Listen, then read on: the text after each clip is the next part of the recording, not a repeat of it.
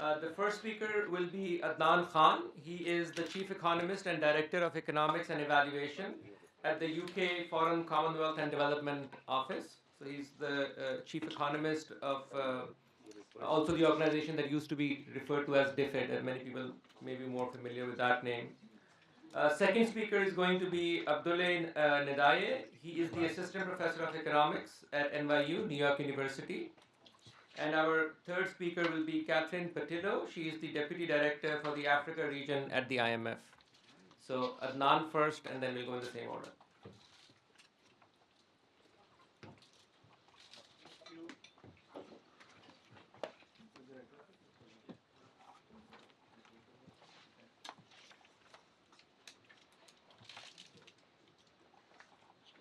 So thanks for the invitation. This is my first time here, so glad to be here. I start with the usual caveat that these are my personal views and not the views of the organization. I in fact put it after I saw Art Gray here. Yeah, he mentioned this. Having been a bureaucrat for a longer period, I thought he would know better. So I have a very simple story to tell, which is taxation matters is critical for Africa. I'll start with a few motivation slides. I don't need to do that because others have done this job much better, but I'll still say a few things. So first is the story of economic growth in Africa. Some countries have grown and it has ridden the commodity cycle, but overall this is also a story of stagnation and low productivity growth. And one manifestation of that is expenditures have pulled ahead of revenue in all economies in Sub-Saharan Africa. Both in the natural resource dominant countries and in the non-oil economies. And another illustration of that fact is deficits have increased on average in Sub-Saharan Africa. Again, Art told this story much better, so I'll mostly skip these slides. But one commonality to the themes of this conference is also, we have also evidence that much of this is government borrowing to finance short-term investment rather than investments. So, whereas we see an increase in public debt in Sub-Saharan Africa countries over this period, we also see that tax revenues have remained low and stagnant, both in absolute terms, but also in terms of comparison with other countries. Another illustration of the fact that Sub-Saharan Africa tax revenues are far lower compared to other countries, and there is other evidence also compared to what their true potential could be. So my story is going to be about building a tax capacity in Africa, and what are the challenges, and what does this mean to build. And so in the initial part of the puzzle is tax revenues have remained low not because of, it's a little bit story of tax instruments, which instruments are used, but a lot of the story is not about tax rates. So if you look into this evidence, you see between developed and developing countries, the tax take ratio varies by a magnitude of 1 to 4. Like in most of Africa, it's 10 to 15% of GDP. In developed countries, 30 to 42% of GDP, even higher. But the tax rates are not much different. So it's not because of the tax rates. It's a story about mostly enforcement and compliance. And we know that enforcement depends on observability. There are high returns. We have micro evidence from around the world on informational trails that could help with audit and with other mechanisms that could have high returns. But those returns are also limited in the case of Africa by structural factors like informal size of the economy, low financial intermediation. But it's not a technical problem. Even when we have evidence, when we have high information that is important for critical tax collection, we also see that that information is not used very effectively. Here is one piece of evidence, micro, well-identified evidence from Uganda. Even when buyers and sellers report very different VAT quantities to the revenue authorities, which happens about 80% of the time, there are no repercussions. Nothing happens as a result. So I'm greatly influenced by the work of my LSE colleague, Tim Besley, and others who basically argue that taxation lies at the heart of development, at the heart of like building an effective state. And it's not about like the revenue per se, but the historical evidence is also countries in the process of raising more revenues have also built more accountable institutions, checks and balances on authority, and as a result of that, like economic and political institutions have co-evolved over a period of time to build more effective states. Uh, the question that Tim and Torsten raised is how does the government go from raising 10% to about like 30 to 40%, which is the OECD average. And viewed at this, like taxation is about building fiscal capacity in Africa, which is partly about spending. How do we increase the efficiency of spending? Because that is important per se, but also feeds back into willingness to pay taxes. But I'm going to focus mostly on the taxation side of the equation. And I'm going to argue that it's primarily a function of both enforcement, and I'm also influenced a lot by the work of Margaret Levy. Is quasi-voluntary compliance is voluntary compliance, but also in equilibrium because there is enforcement out there. So it's quasi-voluntary, not purely voluntary compliance. And how do we build that is the question that. So in the remaining, I'll just say a few words about like the emerging evidence coming from Africa. A lot of experiments, a lot of things that, in fact, I in my former role at the IGC and elsewhere, we've also funded, sponsored, supported. And in my current role, FCDO, has also supported, sponsored a lot of this work. We see broadly three sets of challenges. One or more on tax morale, social compact called the political economy of taxation. Other on tax administration reform, and finally tax enforcement. They also are related to each other.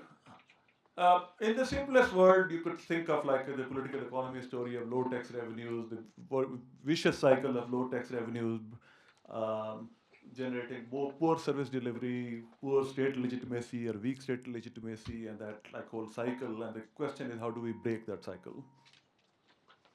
And here there is much interesting, I would say fascinating, excellent work coming from Africa. In fact, this body of work mostly comes from DRC, Congo, Jonathan Wiegel and a set of co-authors, series of projects on how taxation can help build representation, how giving like taxing people for the first time builds up demands for greater participation, greater voice in the system.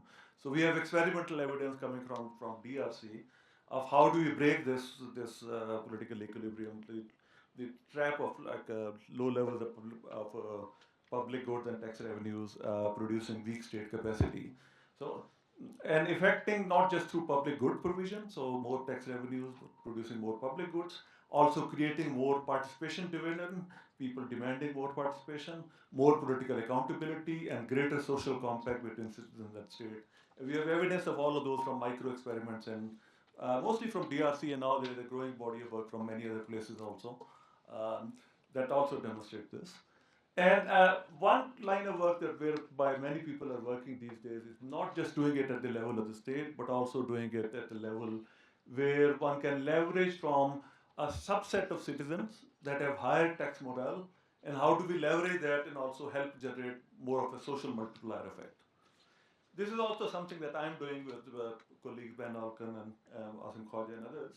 We're trying to do at a micro level, creating this linkage between the taxes that people pay and the services that they get to create more trust in the state and also to strengthen the social compact. And while this is ongoing, like we are already saying this is experimental work done in collaboration with government at large scale. What we're already seeing that is it having an impact on people's attitude towards the state, greater trust in the state, and willingness to pay taxes. So here is an example, different examples of how provision of services coming from people from a very, very, very small neighborhood level, each neighborhood level, people saying where would they want their local taxation to be spent, and state providing those. Here are other examples from Africa. This particular one comes from Indonesia, where tax administration reform creating like just reallocation of taxpayer resources, tax collector resources, to larger taxpayers created a massive impact in terms of tax collection. This comes from Indonesia, but I know there are similar work currently going on in many parts of Africa, similar projects, similar experiments. Um, Again, examples from DRC and other places about optimizing tax inspectors. Similar example to the previous one could generate high property. In this case, property tax returns, but I know there are similar examples from other countries also. Sharpening tax inspectors' incentive. This is my own work. Again, shows financial and non-financial incentives. Even paying people in the currency of better postings or performance-based postings. So better performance getting better postings. In other words, not spending anything could have a huge major impact in terms of improving performance of tax inspectors. Other examples from this case from Freetown, Liberia, of using technology, satellite maps and others to overcome this informational challenge, suggest revenue gains, big revenue gains in Freetown. In other cases in Africa, people have worked with technology. The most interesting example being use of electronic billing machines in Rwanda and Ethiopia generating big returns. So to sum up, and I'll just say a few words and then I hope I have a few minutes still left. Okay, good.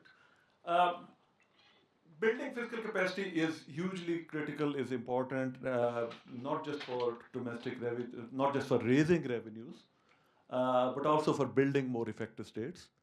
And one thing that I've learned throughout, like if there was one lesson I learned in all of my life working either as a policymaker in first in developing country context, now in a developed country context, and as a researcher trying to connect those worlds, is this is a process, not a product or an event, and one needs to think very, very differently about this.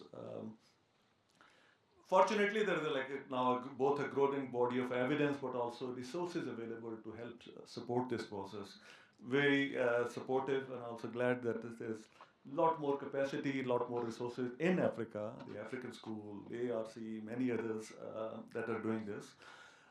Bit of a commercial break. Our own organization, like my own organization, FCDO, is also supporting a lot of projects in this area, both now and traditionally. We're now creating a center for public finance. The idea is to bring the best people in the world, not just in the UK, but people throughout the world, including in the US, to create a capacity of expertise on demand, which can be demanded by, or accessed by any country in Africa or elsewhere that wants to benefit from an input by experts on public finance and others. There are also other organizations. I know World Bank is doing IGC, JPOL, TechStaff, ICTD. Many of those funded, in fact, eventually by what used to be called DFID and now FCDO. My last point is maybe a theme to connect my past with my current and maybe my future. I'm a big believer in policymaker researcher collaboration. So whereas building this fiscal capacity is essentially deeply a political challenge, but expertise matters quite a lot. And yes, McKinsey's of the world could help, but I think there's a lot of value that researchers and longer term collaborations could also add to the process. And I'll end up by giving a couple of examples to this.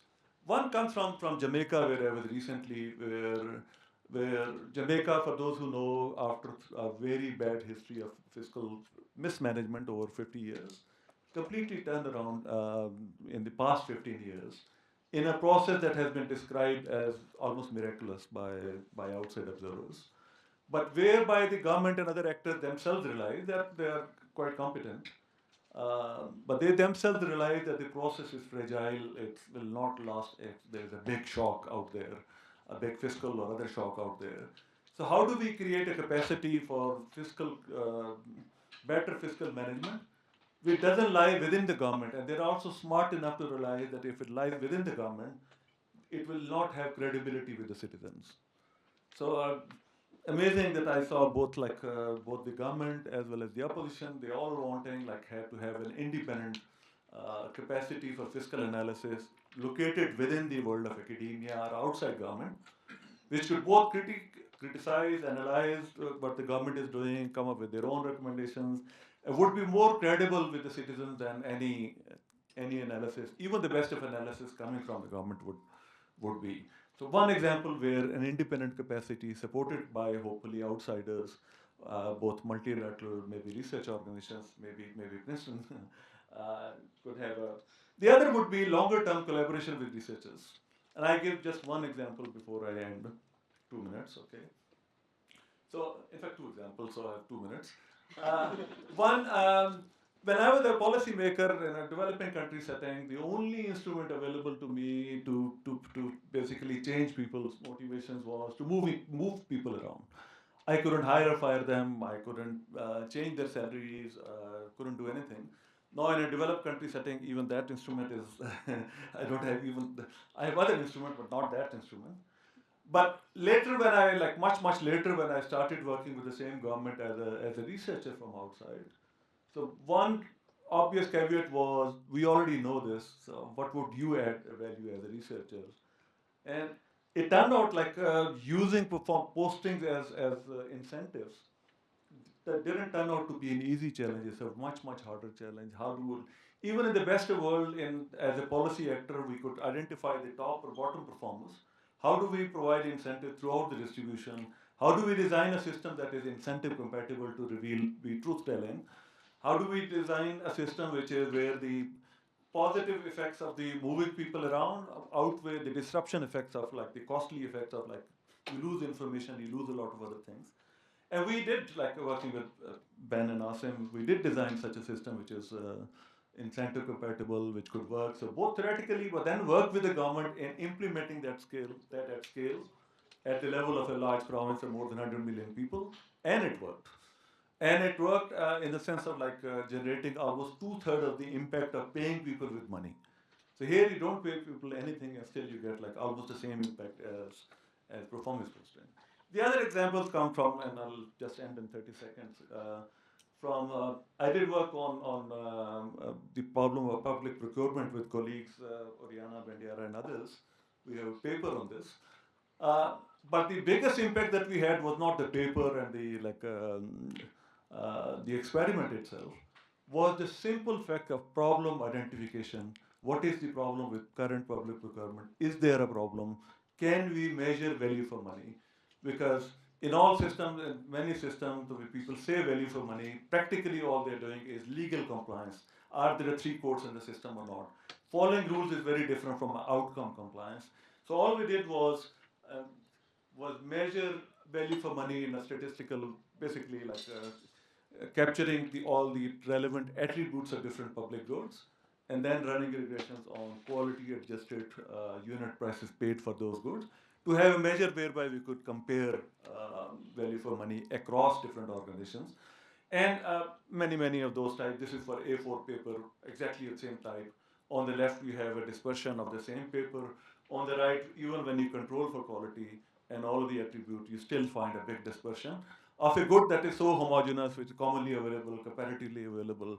So these graphs alone had a much bigger impact in terms of at least initiating or catalyzing a conversation in government in a way that a non-research engagement wouldn't have been able to.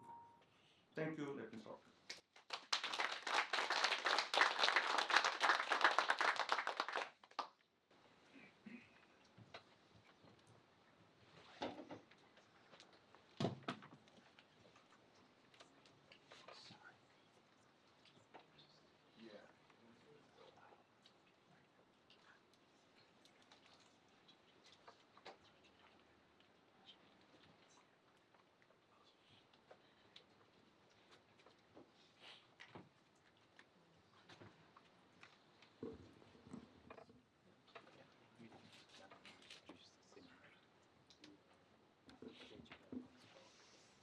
Thanks a lot for having us here. Thank you, Atif and Leonard, for organizing a great program and everyone who supported. Um, so this talk, so my name is Abdoulaye Ndiaye, I'm at NYU Stern. This talk will have two parts. In the first part, I will talk about some of my thoughts on fiscal and monetary policy in Sub-Saharan Africa. We have seen a lot of facts and how can we think of ways to put a framework around these facts and how we should update them maybe in light of these facts. And in the second part, I will present some work I've been doing around the issue of social insurance in the specific case of Senegal. So really a review of monetary and fiscal policy globally. What you can see that in advanced economies, most economic framework prescribe flexible exchange rates. So this is a very standard view of the Mondel-Fleming view, which has the benefit in this frictionless type of world where we abstract from all these facts that people have mentioned all these days, that we can achieve full employment and low inflation whether you have shocks at home or abroad in some frictionless open economy. But the drawback of this is that it just leads us to a situation where we know, oh, there is some sort of a trilemma. You cannot have all at the same time. You cannot have independent monetary policy. You cannot have a fixed exchange rate and a free capital movements. So these are the main ideas. And if you ever were like around in the 80s, for example, this was maybe some of the main fundamental framework that agencies were using to give policy recommendations to developing nations. But recently, the IMF, under the impulsion, I think, of Gita Gopinath, has created this integrated policy framework, which is being reviewed.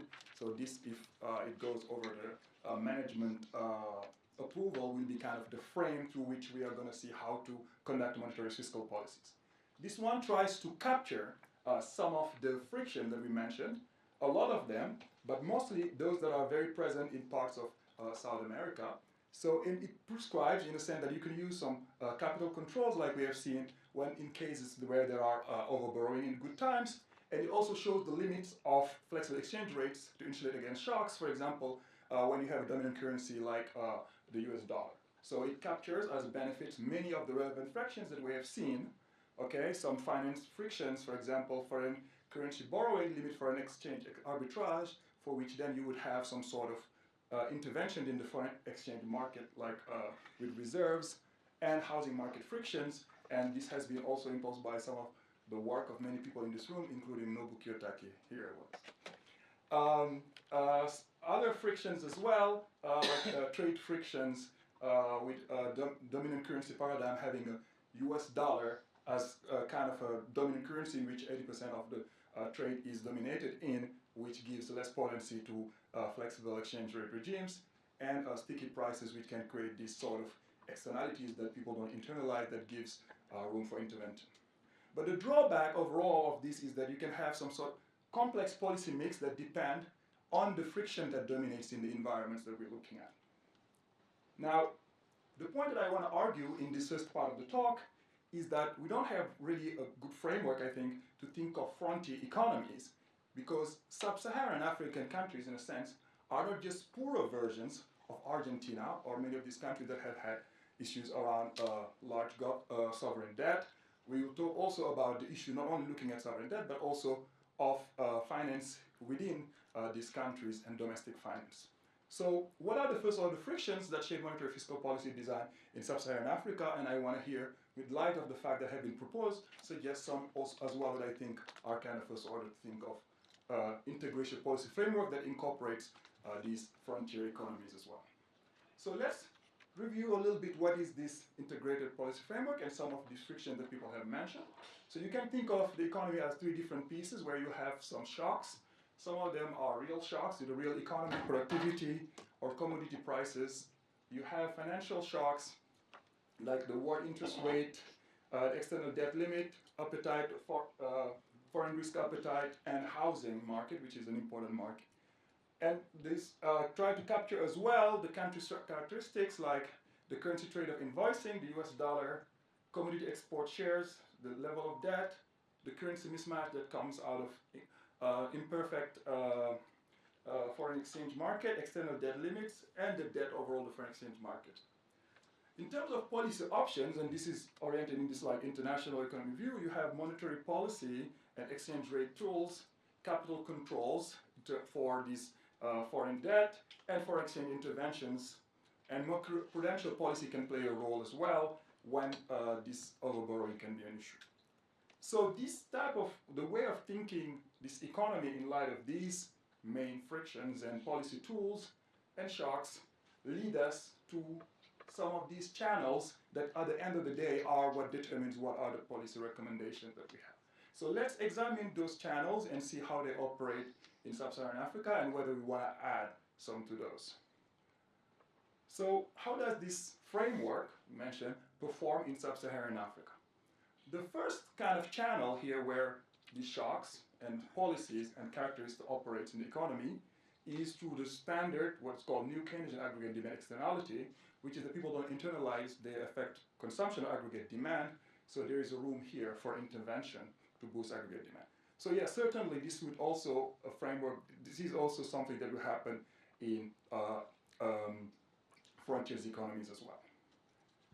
Now, in this type of environment, you have also some features of the way of thinking of this, which is that firms have pricing power in open economy, and what happened also, they don't internalize their production on global volumes of trade, so they will overproduce, and you will have some terms of trade externality here, which doesn't seem like something that you see in the Sub-Saharan Africas where there will be some sort of overproduction. In fact, you will have even sometimes underproduction. So can we think of some frictions that lead to this underproduction that happen?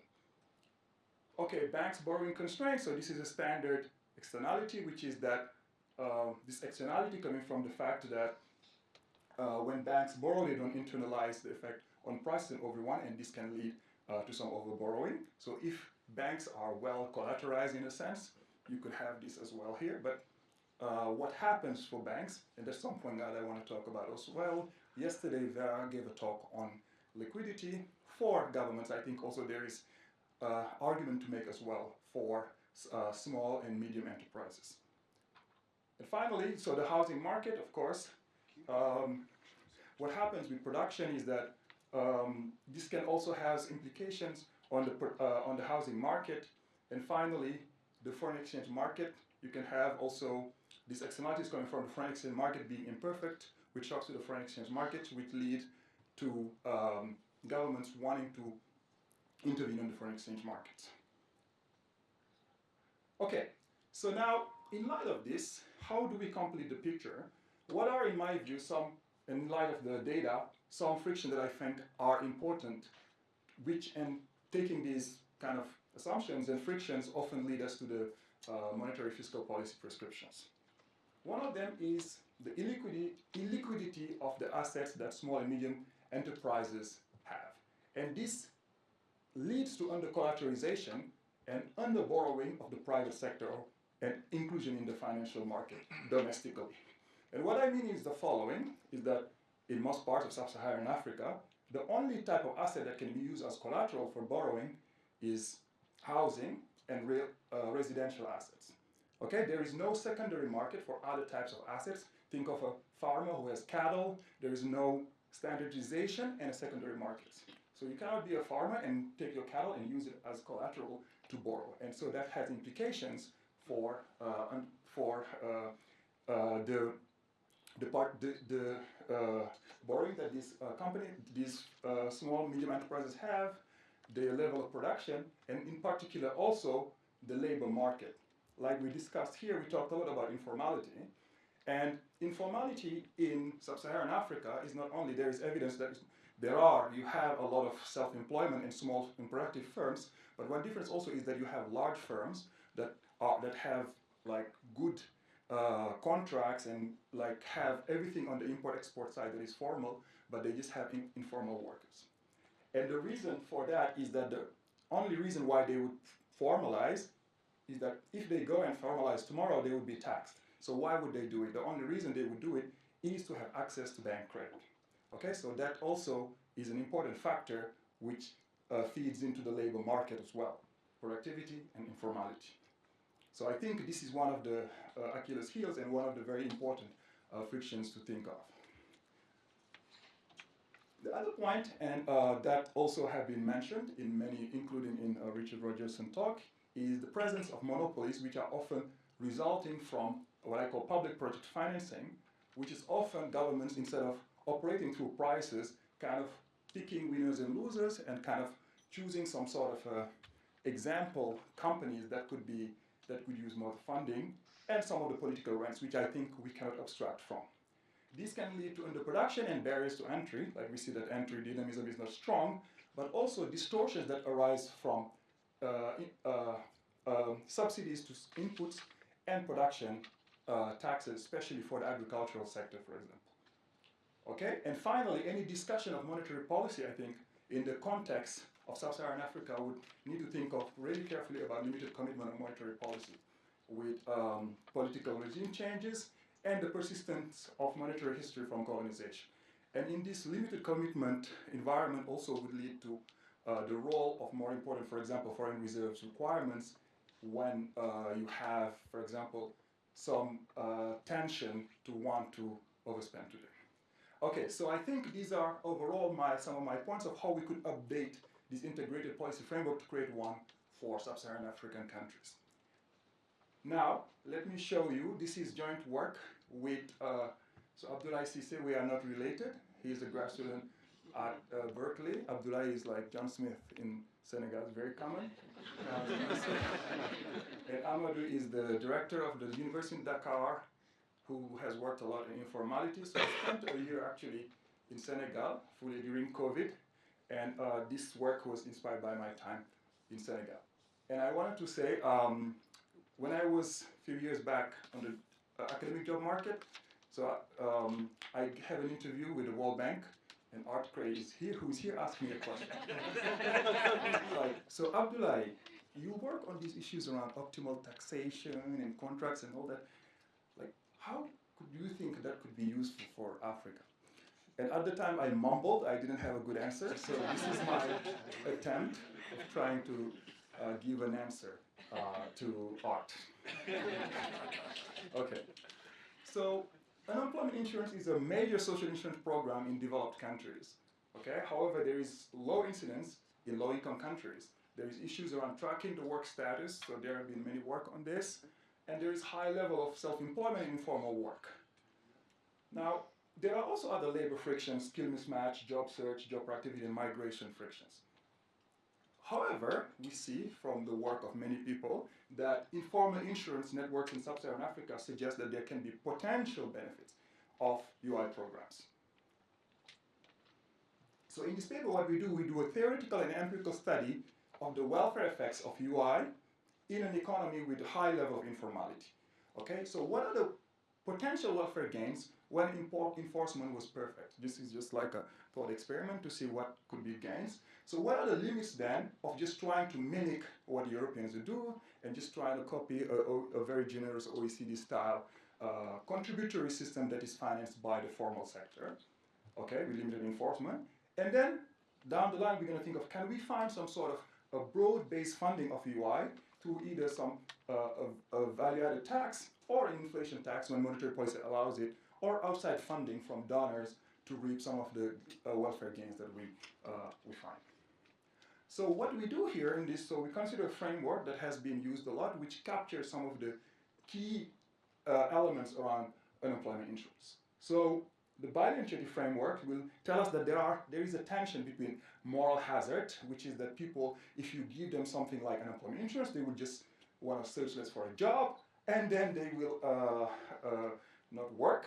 But there is this liquidity and insurance aspect, which is that if you give them unemployment insurance, for example, their consumption will fall by less. Okay, this relative strength determines this.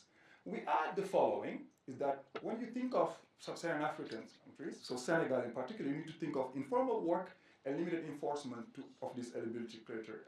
So for this, once you think of this, you'll see that the funding, the way you fund this is very important, and the funding limits can be very binding.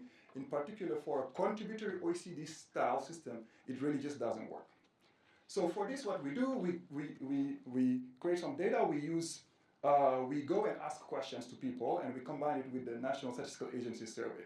We ask people questions, about themselves, firm characteristics of their work contract to know their level of informality. We ask questions to get a sense of the consumption liquidity gap, and we also put them into some tests to have some perceptions of risk and lottery choices to know how risk averse they are, and then we look at their labor market flows to answer this question.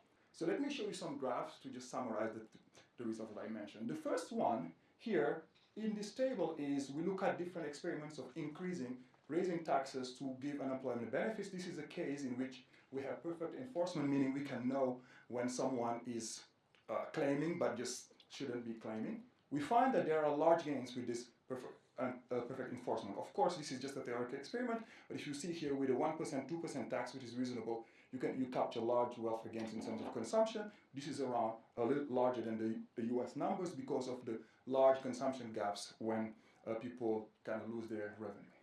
However, when you try to copy the Europe and say, okay, let me do an unemployment insurance with limited enforcement, but I'm just going to say, oh, the formal sector, which is a small sector, will fund this through taxes, you find that you don't capture large gains, like really relatively smaller gains compared to the taxes that you're putting. In fact, for any meaningful gains, you need to put ridiculously great large taxes, such as like 20%, which create a lot of distortions at this point. But we do the same experiments, like kind of modeling this limited enforcement and informal sector, and see that with gross-based tax, like here in the form of a VAT or inflation tax, you can actually reap a same order of magnitude in terms of the welfare gains from these policies. So in conclusion, the two parts of my talk, I would have the following takeaways. So when we think of monetary and fiscal policy in Sub-Saharan Africa, we should account for the illiquidity and underborrowing of small and medium enterprises, monopolies and political rents, and limited commitment of monetary policy. In the case of Senegal, when we studied limited enforcement and funding limits, we found that they are binding for meaningful unemployment insurance. So you can have large gains from liquidity provision and consumption smoothing, but to get those gains, you need to do broad-based taxation, so like VAT and inflation tax, and this is also a message for donors to maybe prioritize this sort of policies as well that can improve social insurance. The International Labour Organization has been studying this a few times, and I think I invite like IMF or the bank to also think of these policies. So thank you very much.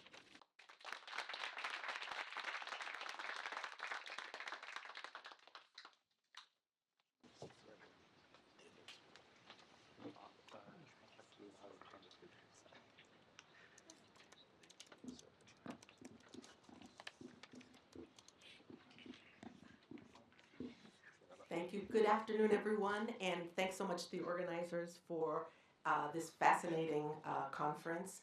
I'm not going to address a lot of the IMF policy issues I'm not going to address any of the IMF policy issues that have been raised, but my presentation is going to focus squarely on the conjuncture, where we are right now, and the implications of that for fiscal and monetary policy. So the headline is Big Funding Squeeze.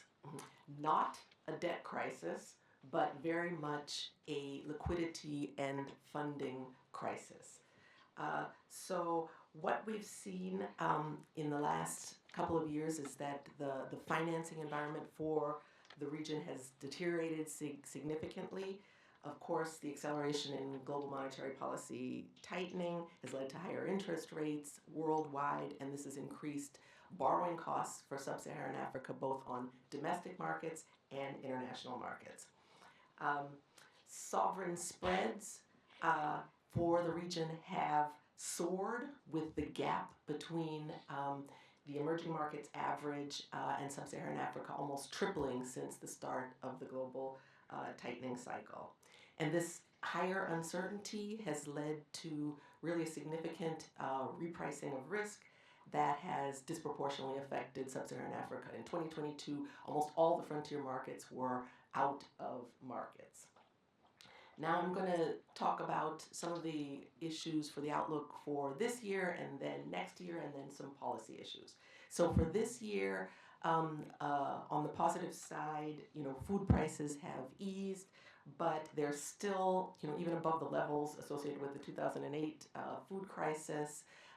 And last year, 132 million people in the region, 12% of the population, was acutely food insecure.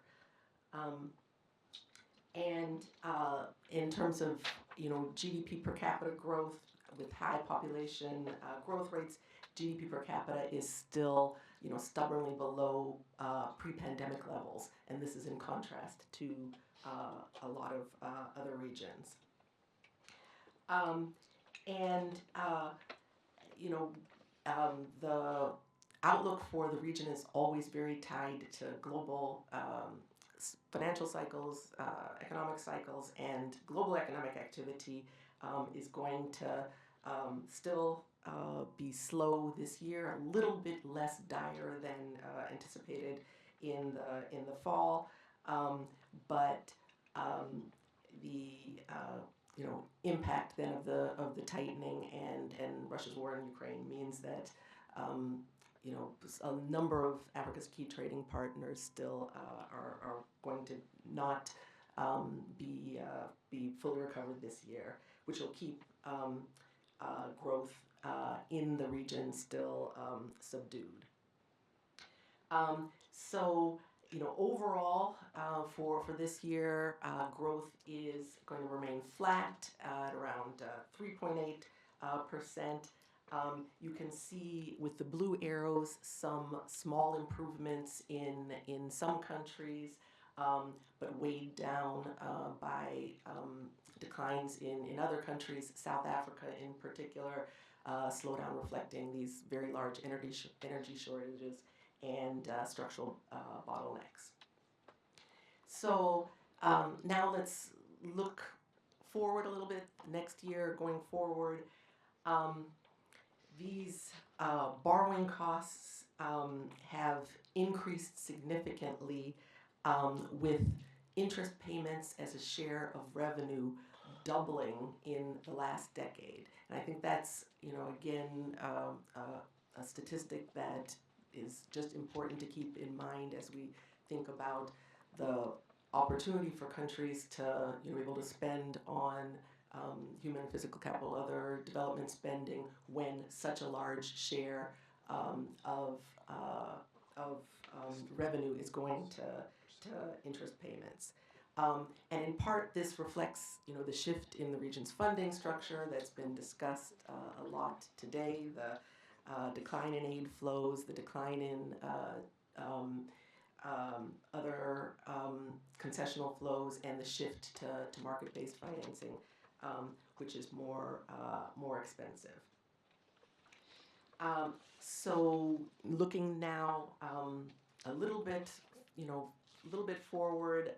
So we're going to expect to see some increase in growth next year, but this is very, very modest from 3.8 to 4.1%, and not nearly enough then to get to the 6-8% that was there during the strong period and needed for the GDP per capita growth and raising living standards.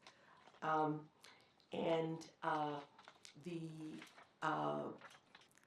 bifurcation then between different groups of countries, I think, will persist in 2023 and 4, with the oil producers not growing as strongly, lower oil prices, problems with production, and much stronger growth than in two other groups, the non-resource intensive countries, more diversified, and the non-oil resource intensive countries. So where are we and what do we do? Then the conjuncture is impacting countries through the global slowdown, through these tighter global financing conditions, and this dramatic pickup, in global inflation, and all of that has pushed countries in the region, much closer to the edge of really, really difficult macro. And so policy priorities in the region then have to confront both this financing squeeze as well as the need to address what are quite deep and challenging macro imbalances in many countries. So let's turn to policies then. So Some of the key priorities are maintaining fiscal sustainability in the face of this much tighter financing condition. Next, then calibrating monetary policy in the face of the higher inflation. Then how to determine the path for exchange rate policy in a world of a lot of global volatility and global uncertainty. And finally, the need to seek out new sources, particularly of climate finance, given what are really very high and escalating needs. So let's go over each of these. So during the pandemic, fiscal policy was appropriately supportive, but with again debt levels rising and financing conditions tightening, public finances are coming under stress in a range of countries. But there are significant differences across countries. There are some countries in the region that still have fiscal space, and for those countries, then using that well to invest in development spending is what needs to happen. But a majority of countries now do have elevated debt vulnerabilities and need to consolidate their public finances. And again, within that group, for some, there are going to be those that kind of adjustment is, the needed adjustment is relatively moderate, and it'll be enough then to put debt on a downward path, even while absorbing these higher interest bills. There are a significant share of that second group who can do that.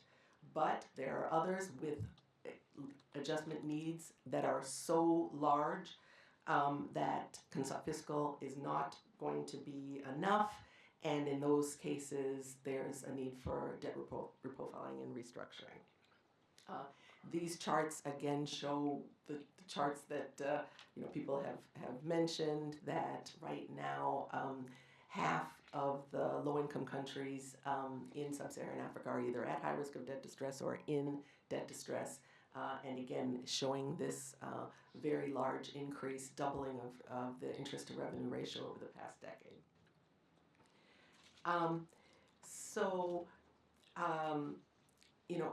Our advice on fiscal over the past years has, for those countries that need the consolidation, has emphasized the need for domestic revenue mobilization, for prioritizing spending where possible, for increasing the efficiency of spending, and also how more medium-term fiscal frameworks, credible frameworks, can help increase trust in fiscal sustainability, lower borrowing costs, make countries less susceptible to changes in risk sentiment.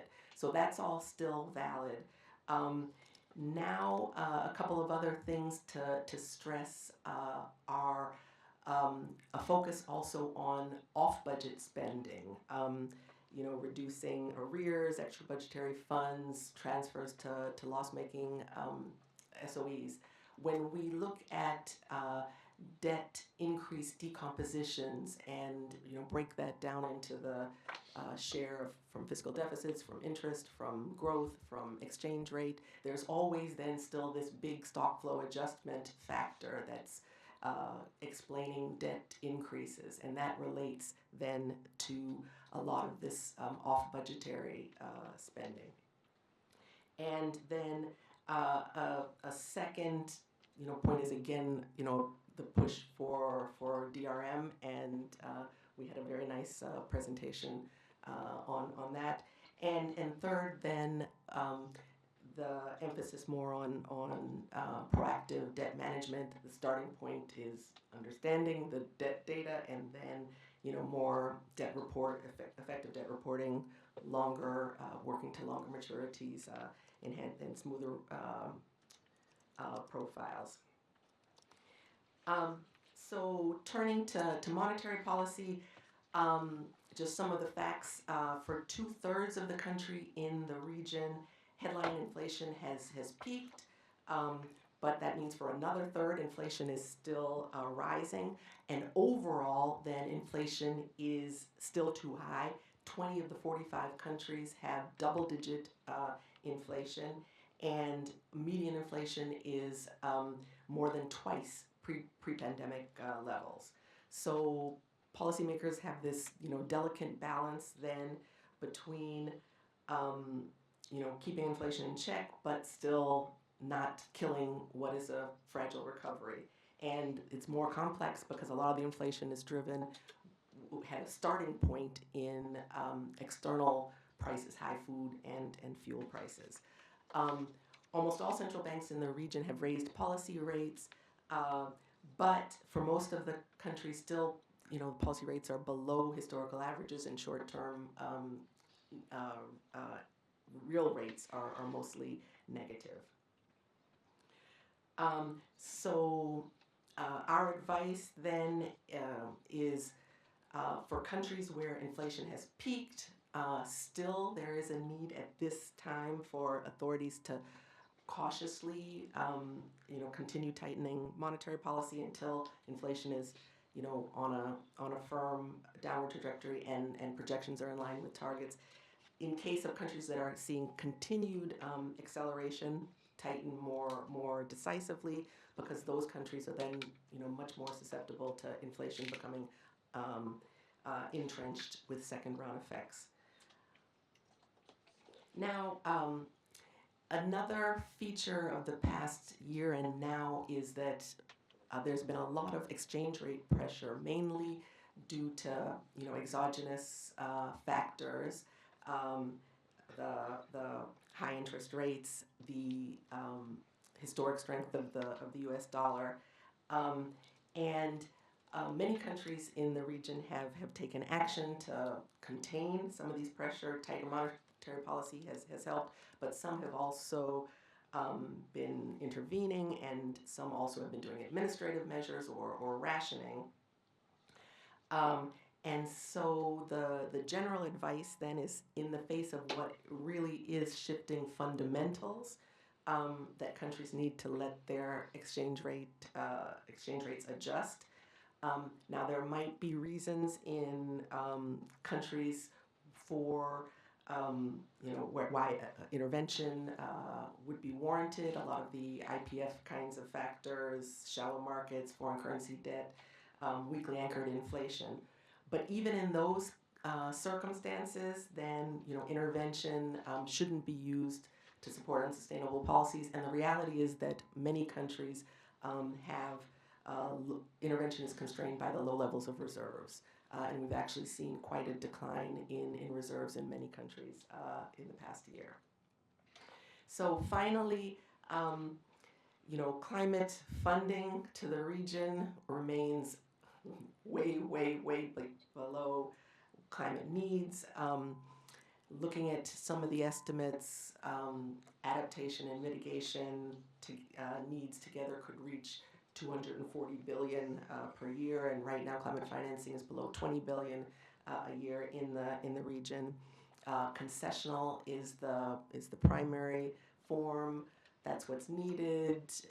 It can help accelerate high priority projects, but hopefully then be the link to more blended finance, in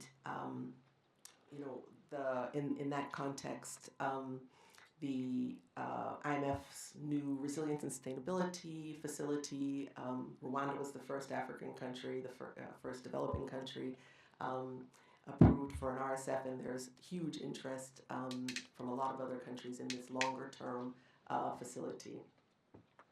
And of course, then MDBs are working on ways to design more innovative financial instruments and try to use their balance sheets to leverage and provide more risk absorption capacity, and all of this is needed.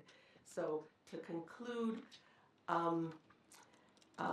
everyone needs to do their part. Countries are really doing their part on these really difficult policies and reforms at this juncture. IMF, we are doing our part. Other institutions doing our part. There's going to be a summit in June, convened by President Macron and Prime Minister Mia Mottley, on the global summit for financing. It'll look at a lot of the issues that have been discussed today on financing and the link between green and debt issues. So stay tuned, but right now we are concerned about the big funding squeeze, the liquidity squeeze, the financing squeeze in the region, and the implications if people don't come together for limiting development prospects. Thanks.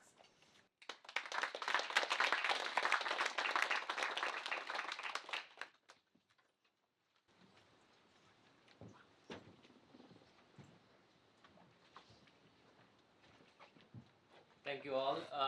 We will now move to the interactive question-answer session. So if you have questions for the speakers, please raise your hand and I'll try to collect them. First of all, I'm really impressed with the level of the high level of detail and education that I've been getting at today's conference. So thank you. Just as a casual observer and former banker, I really appreciate, and I'm a little bit nervous. And is Mr. Canahan in the room? He woke me up much stronger than the coffee at the inner break with his sobering analysis. Sounds like we have some very difficult times ahead. Now, in terms of public policy and finance, the policy that I'm wondering about and wonder whether we can comment on is how is this going to translate into political policy, particularly at a time when there seems to be a growing disparity between the elites and the working people, or the masses, as it were. The stress and the strife that's going on in the global debates in this country, let's say, or in Europe and so on, without leadership of these industrialized countries, and with a growing stress and fragmentation between, let's say, us elites and then the people who are going to have to bear with the consequences of what could be a very harsh outlook and its effects on employment, consumption, all other factors. What is to be done here other than how are we going to bring along the masses, as it were, to, if you like, follow the recommendations to get to the kinds of numbers that Ms. Pattillo just most recently articulated, from 20 to 200 and so on. Sounds like we got a real challenge here. How do we Thank you. So let me address pose this question: the political and distributional implications of sort of the times we are in. Anyone?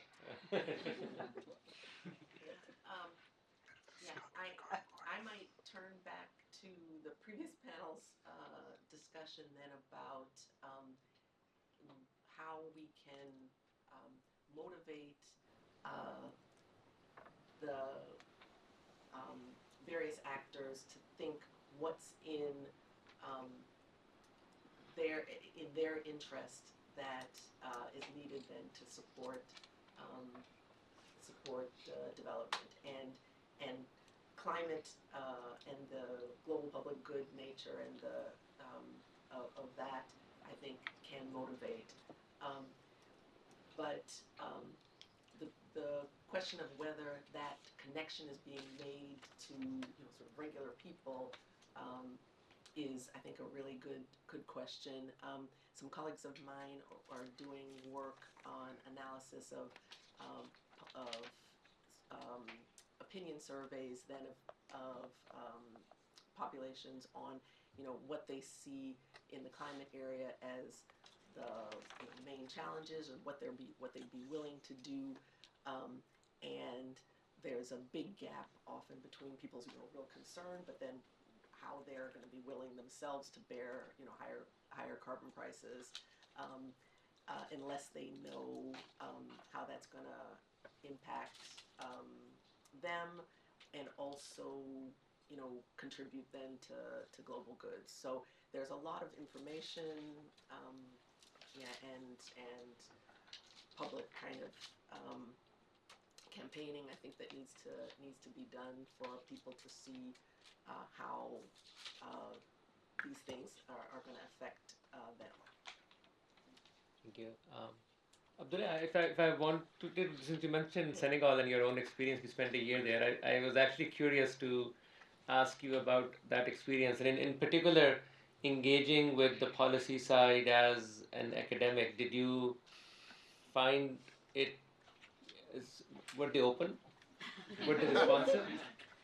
Could you make a difference? So I learned a lot about the frictions and the kind of the tight-knit like political equilibrium. And maybe one way to kind of connect these two answers was when I was there around my time in Senegal, there were actually some protests related to this issue of the masses seeing that they're being left behind. And for the first time, we had mass protests. A lot of people died, and people were rushing to supermarkets, which never happened, and they seemed to target foreign supermarkets. And one of the issues was just that public funds were scarce. And the government's main response then was to kind of push the IMF and other international organizations to kind of revise these debt limits that they put on them, arguing that other countries don't have these. But I think the appropriate response is one in which we take the opportunity of COVID to do some of the more structural transformation changes that some of the Adnan mentioned to kind of raise more local resources. And those were some things that were harder to push for, and that was maybe some of the things that I kind of pushed more for in favor.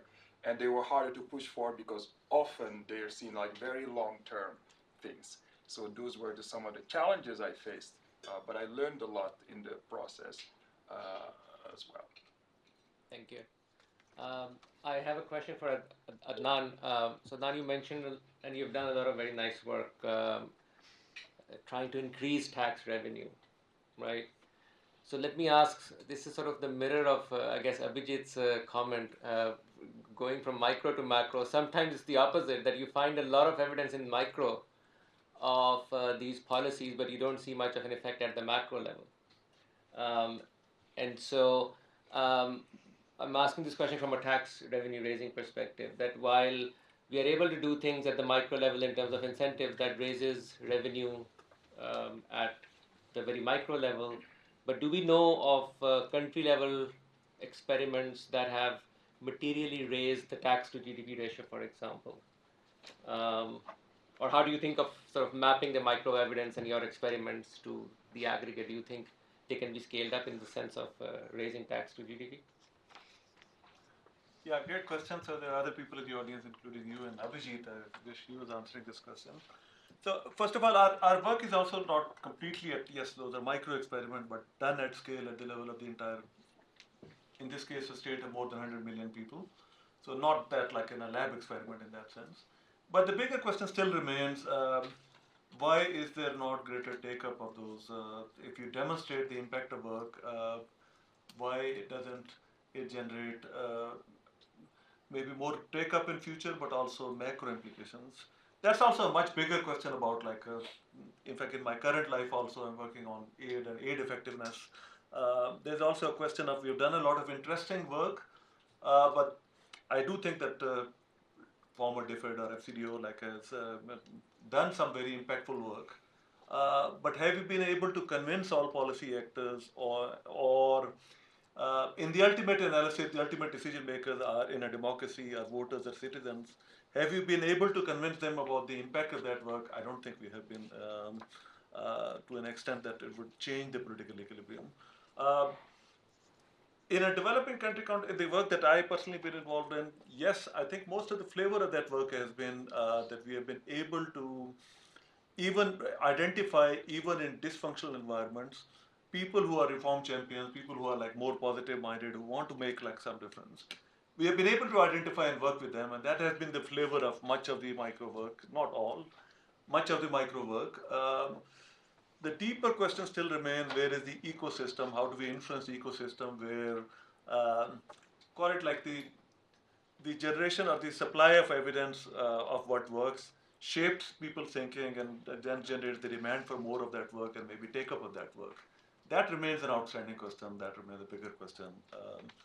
That requires, like, I think, not just working with individual. If I'm very honest, like I've been able to work with smart people, individuals, finding it very, very hard, and also working with, I've, my own experiments have worked in environments where the average tenure of a secretary or the policy maker is less than a year.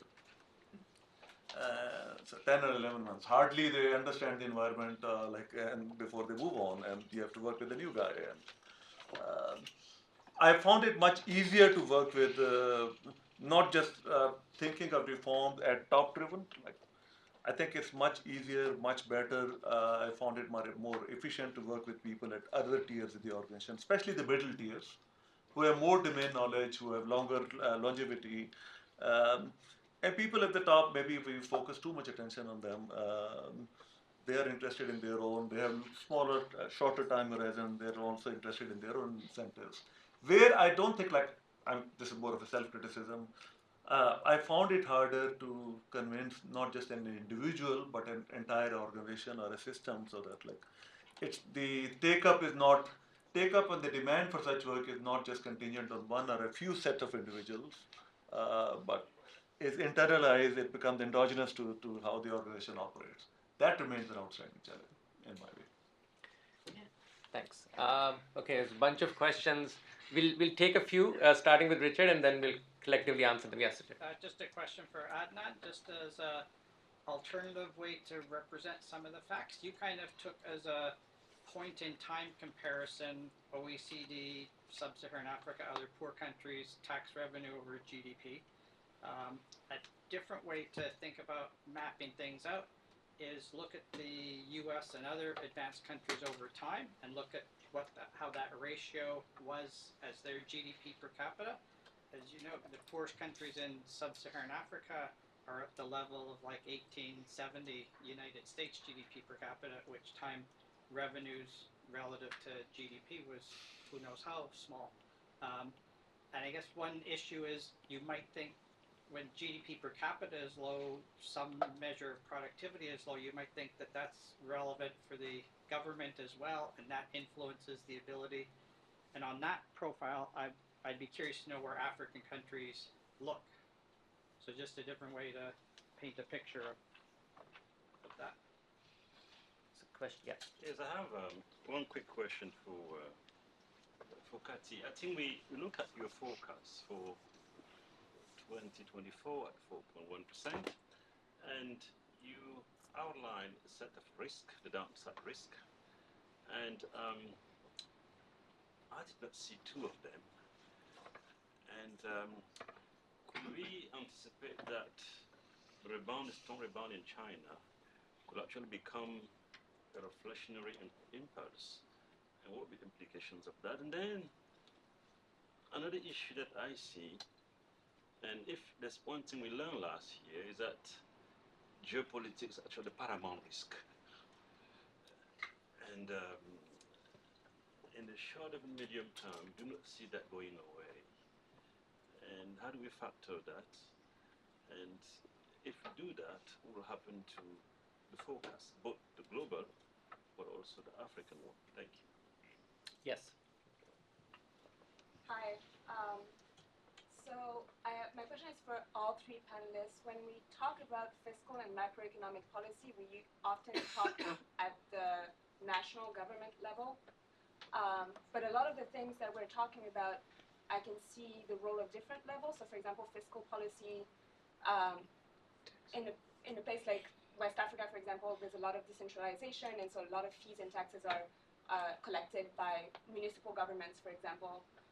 And same for macroeconomic policy, West Africa, you have the BCAO, so you have the regional level in terms of monetary policy, and so I was wondering how that comes into play into some of the recommendations that you shared with us today.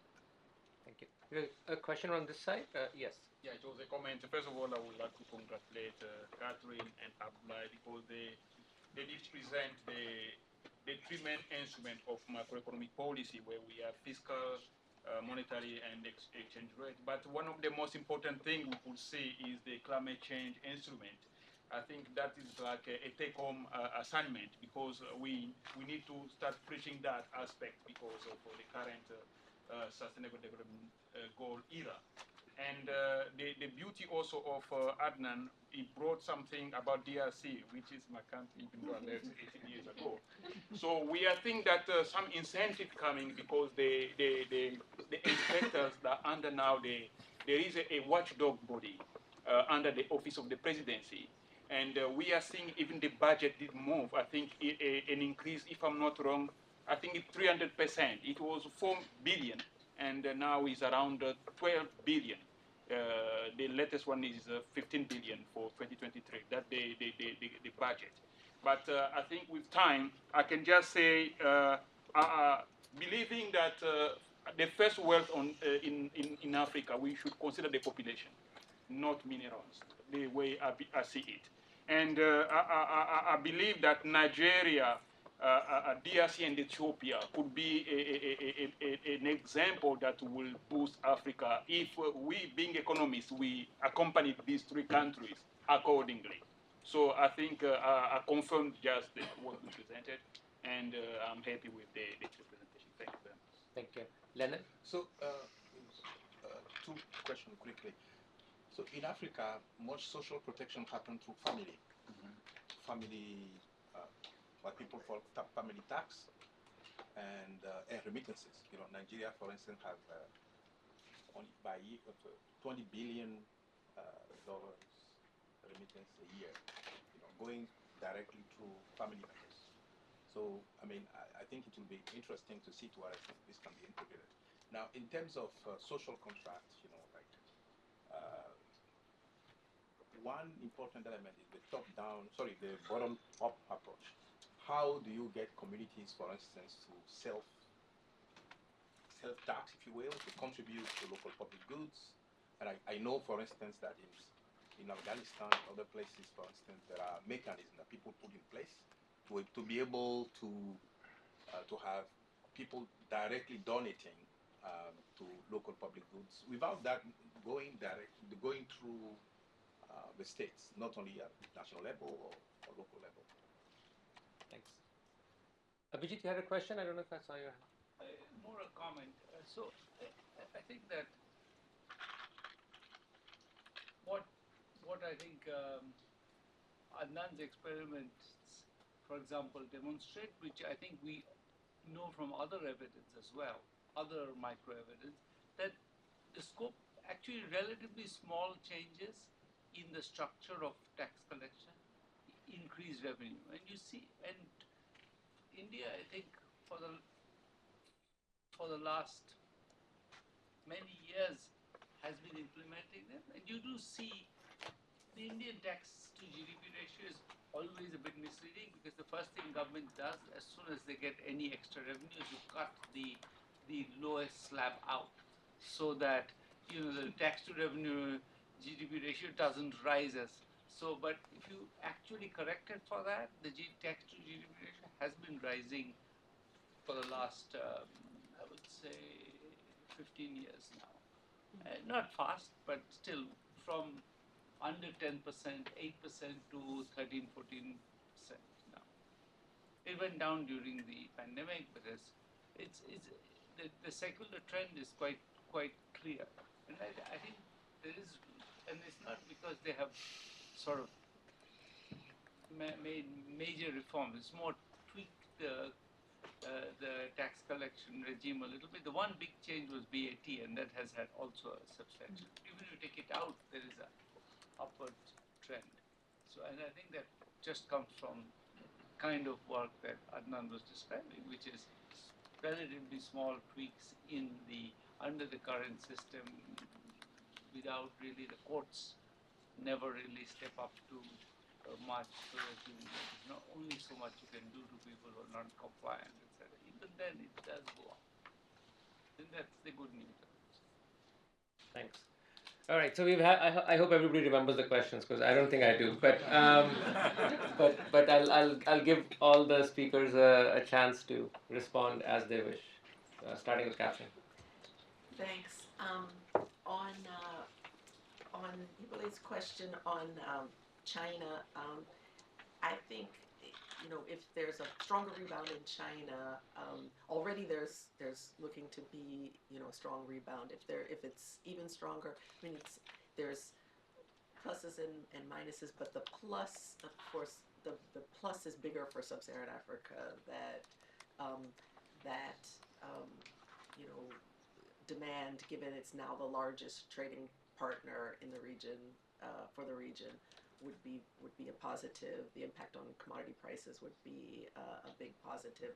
Obviously, the risk then of higher inflation, and the impacts of that through, again, higher interest rates and what that would mean for the continued increase in borrowing costs is a risk. But I think on net, it would be, it's a positive.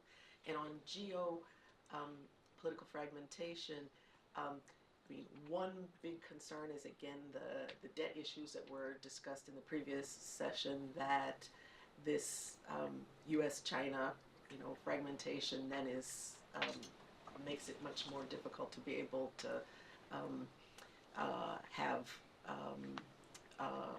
a coherent organization then of needed debt restructuring.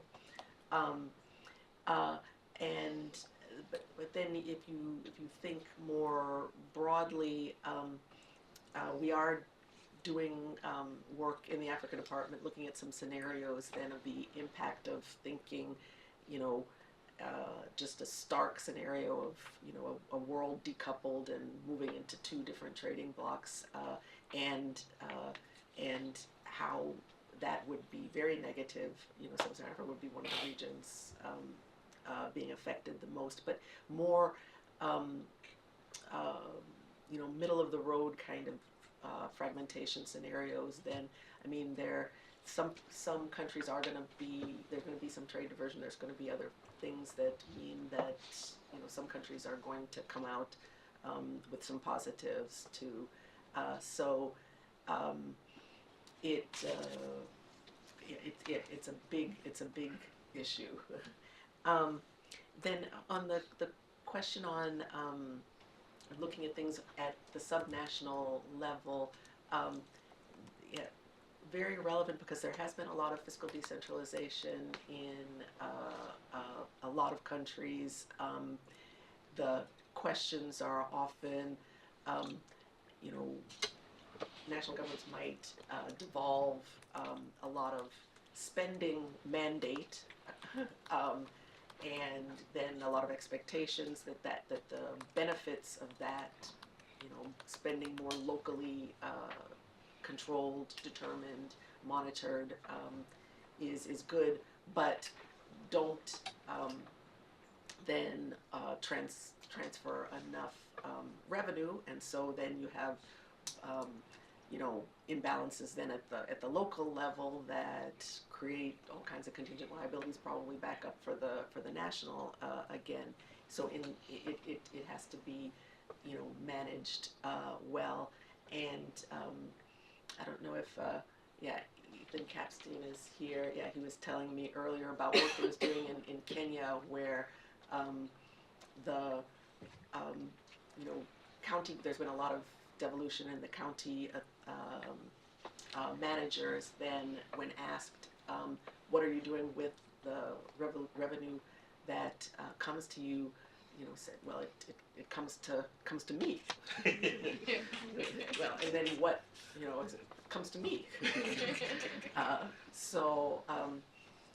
Although there are a lot of potential benefits of accountability and being able then for local people to be able to say, this is what is coming to my district, and I need the accountability then that services should be delivered. Then there's a lot of transactions and administration and political economy then of getting all that right. And on just on the tax points too, I think if you looked at Sub-Saharan Africa at GDP levels at the time of other countries that were at the current level of Sub-Saharan Africa, you would still see lower ratios than that. And a number of the micro insights that come out from Adnan's work, are translated then to the macro of the need for work on enforcement and on compliance and on administration. I think the gap is often sort of the political economy of understanding taxpayers, resistance to base broadening, to those vested interests. So you can get some improvements, but you still don't get this kind of full government consensus across the board that works with all the constraints. Thanks. We have like 5 minutes left, so a couple of minutes each. Yeah, I'll respond quickly to two questions. The first one by Rugi on decentralization. Yeah, I think it's very relevant. Many of the local taxes are either poll taxes or property taxes. And so in thinking of how to improve that, technology I think will play an important role to access directly to people, and in particular for some of the initiatives that Adnan mentioned of like digitization and property taxation, I think. In terms of improving that, I think I see two things. I think any kind of policy around that tries to broaden the base of these local taxes should also account some sort of competition between these different local areas, so that they can be, we can have the flywheel of them being accountable to the population in terms of the budget they would get from the government. And the second point is also that any kind of sort of policy that tries to increase this broadening of the base with raising taxes should have also flywheel, which would increase the amount of people who could be part of the, who would get a benefit out of it as well, either through some sort of like the social insurance element we mentioned. So to respond to Leonard's question, yes, so that's kind of a motivation that there is missing insurance. When the International Labour Organization often what they emphasize is the two missing parts in terms of social insurance in Africa is really insurance from revenue loss when you lose your job, and also from work incapacitation. And so this is a motivation for it. So we take into account the transfer that people receive both by the government and from the family. And when accounting for more like kind of the secondary effect of you kind of losing your job and having a whole family relying on you, an extended family like, like grandparents and even grandchildren, grandfather, that plays even a more important role. So that's my point. I'll give a very quick response to just one question. So I agree that contemporaneous comparisons of tax take between developed and developing countries can be revealing, but far more interesting is intertemporal and time series comparisons. And when you do that, it's hard to generalize at the level of Africa. So some countries are still at the stage of conflict, state building. But much of Africa, when you compare it with the OECD countries' historical experience, still underperforms, but is not vastly different compared to where, say, the US was more than 100 years ago. And the US and all the developed countries, they started building their taxation system in the early years of the 20th century, adopting modern taxes, VAT, sale, income taxes, and others. And we know that it took them 30 to 40 years when these taxes are first introduced till the time when they become dominant or major sources of revenue. And I wanted to make a plug for maybe micro work not over, but alongside macro work. It is not just the big bang macro interventions or macro reform that happened in adoption of these taxes that made a big difference immediately. It was a lot of tweaking and micro work that went into those 30 to 40 years. Institutional innovations using firms as intermediaries, as agents of the state in tax collection, other institutional innovations that happened slowly and gradually that led to those increase of those tax take in the West. And that process is We see a little bit of that happening, but a lot more of that needs to happen in Africa for Africa to realize its true tax potential compared to the West. Thank you. Thank you to all the panelists. This also concludes the conference. I just want to conclude by thanking two individuals who really did the hard work behind the scenes. Pallavi Nuka,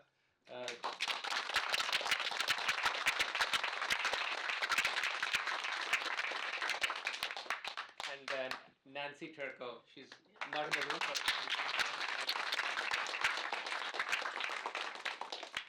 and to my two friends, Leonard and Ethan, for co-organizing it with me. But thank you all for coming and